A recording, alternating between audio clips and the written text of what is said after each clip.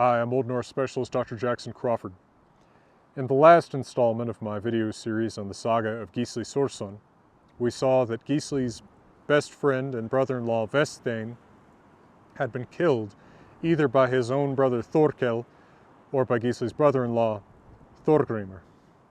Now Gisli has killed Thorgrimr and his brother Thorkel is emerging as a possible ally. We'll look at what happens next in this classic saga of an outlaw. The time comes, of course, to bury Thorgrimr in a mound now. And just as had happened with Veststein, there's an interesting passive-aggressive move by someone from the opposite farm, in this case, Gisli. Thorgrimr, as an important and wealthy man, is buried in a boat. This is quite common in the Norse period. And Gisli emerges with a large rock that he throws onto the boat just before the grave is filled in. And he says that if this won't anchor his hell boat, then nothing will. A clear callback to what Thorgrimr himself had said at Veststein's funeral, tying his quote-unquote hell shoes, whatever that really means.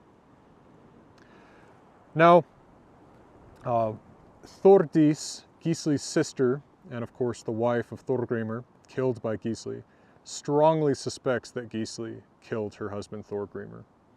And she remarries, this time to Borkr in Old Norse. I tend to use the Old Norse forms of names, partly because it's just what I'm used to using, but also because the names as they appear in translations like Bork often remind people more of the Swedish chef than of a serious Old Norse man's name that means, bark. Tough and hard on the outside. It's not that unusual in this culture for a woman to remarry to the brother of her dead husband. In fact, it's often in the interests of the men's family to have that happen because you want to keep a good woman in the same family, right? You already arranged this marriage which connects these families. Presumably that was advantageous, and it will be no less advantageous if there's just a different brother who's married to that same woman. Plus, if they have children, and Thordis does, then that means that people that are related to those kids are going to raise them. So anyway, she remarries to her husband's brother, not as unusual as it might sound to us today. And she charges Borkr with, of course, avenging his brother. Of course, that's already high on the top of his list anyway. And he goes to a Seidmaður, a man who practices Seidr, the forbidden feminine magics. And this man is named Thorgrimr Nose, to distinguish him from the other Thorgrimr, who is of course Borkr's brother that we're looking to avenge here. And he asks Thorgrimr Nose to cast a spell cursing the killer of Thorgrimr, his brother, not to find any help from anyone on Iceland. Note the wording there, on Iceland. All right, so this curse has been laid. Well, now Thorkel, for his part, running the other farm now where Thorgrimr, or one of the men in charge of the farm where his brother Thorgrimr had been in charge, along with his new brother-in-law Borkr, wants to begin the games between the two different farms, and so they do. But at one point during one of these games, Gisli ends up sidelining himself for a moment so he can tie a shoe that's come untied. And he ends up saying in a poem that he perhaps thoughtlessly or perhaps intentionally says within hearing of his sister Thordis that he killed the grim Thor, which is an amazingly obvious pun for Thorgrimr. Often, their kennings and such in their poetry are much subtler than that.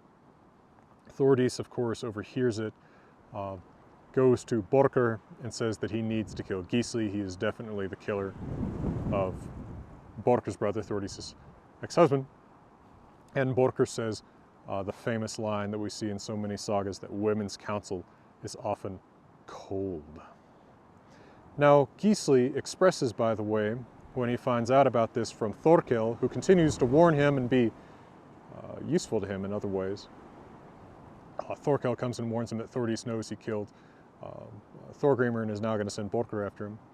Gisli complains that she is not like Gudrun in the saga of the Volsungs, who of course chose to avenge her brothers on her husband Atli, or Attila, as I've discussed in my videos on the Saga of the Volsungs, well, as you can also read in my translation of the Saga of the Volsungs. Which is great, because I always enjoy when the sagas call out to the Saga of the Volsungs, as many of them do. And Gisli asks Thorkel for some help, and Thorkel's pretty non-committal about what more help he might give. All right, well, I mentioned moving days in the last video, and now it's time for subpoena days. Days when you can subpoena people to court, charge them with crimes, and have them summoned to defend themselves. So Borkr rides out with Thorkel and some other men toward Gisli's farm to subpoena him for the murder of Thorgrimr. Along the way, Thorkel tells Borkr that he needs to stop at another farm that's just out of sight along their route to collect something that's owed to him. Borkr lets him split off, so he starts riding that way, but as soon as he's out of sight of Borkr, he makes a loop behind Borkr's line of sight and goes to see Gisli and warns him that they're coming for him.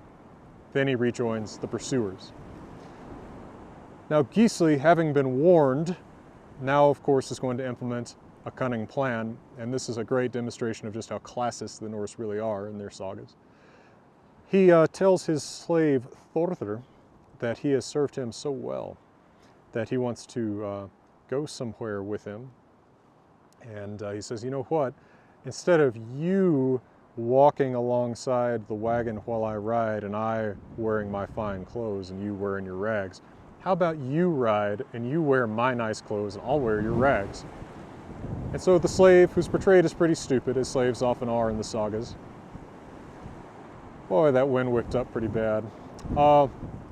He's pretty excited about this, but of course what this means is that when Borkr and Thorkel, etc., come upon them fleeing, they see Thorthr the slave as Gisli and Gisli as the slave, so they pursue Thorthr the slave, thinking he's Gisli. Well, they end up killing Thorthr, and in the process, Gisli gets away. But now he is an outlaw, having fled from legal subpoena and prosecution. He is, by the way, tried in absentia at the next thing, but he is outlawed anyway. His lawyer cannot help him because nobody can help him on Iceland. All right, so Gisli is outlawed now. We have several different accounts of the different places where he stays while he is hidden. If you go to Iceland, you can do those various saga tours and you can go see some of Gisli's hideouts. It's kind of cool. And Gisli's pretty good at staying hidden. He stays hidden for many years, and during that time, Borkr hires a man named Oyolfr to pursue Gisli, and then Oyolfr subcontracts the job to a guy named Helgi, Njósnar Helgi, Helgi of the nosing spy Helgi. Well, one of the last things, actually that's maybe a spoiler alert, but it's not like the sagas care about what's a spoiler or not. One of the last things Thorkel does to help Gisli is he gives him a boat.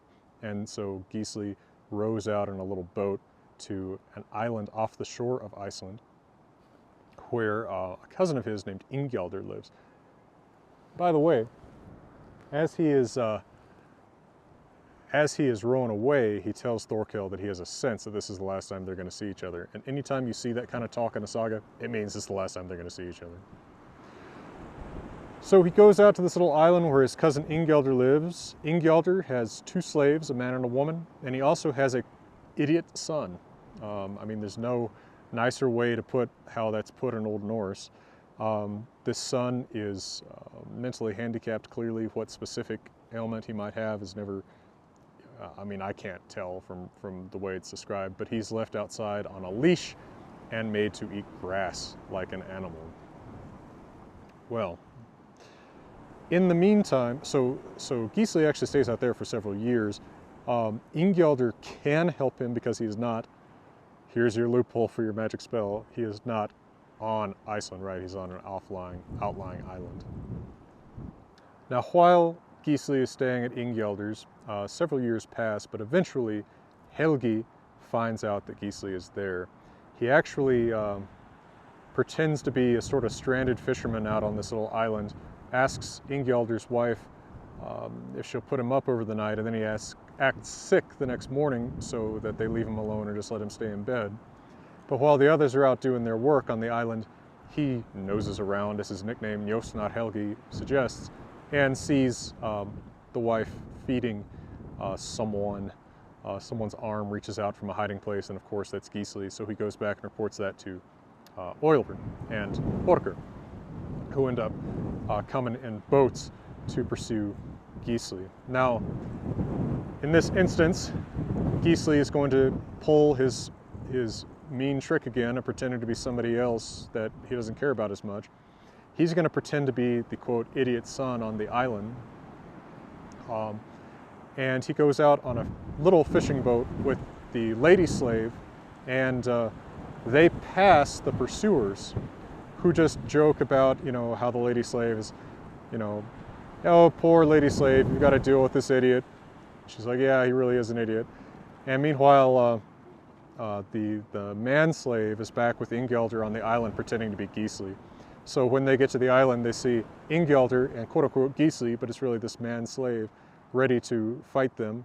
But although Borger is mad at Ingjaldr for standing up to him, his own Gothi, he lets this pass, and they now pursue Gisli, who of course has gone back to acting like his normal self and is rowing hard for the mainland shore. He gets to shore just ahead of the pursuers who are behind him in their boats. He's actually wounded in this pursuit.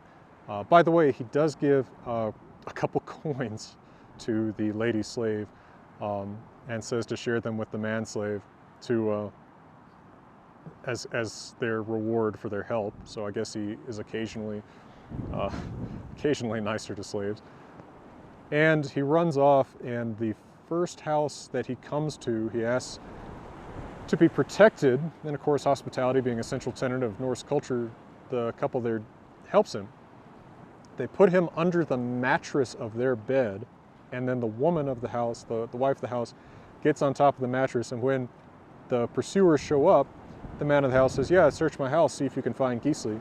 And when they open the bed closet and find the woman inside, she just screams at them, you know, she does the classic sitcom mom thing, get out of my house.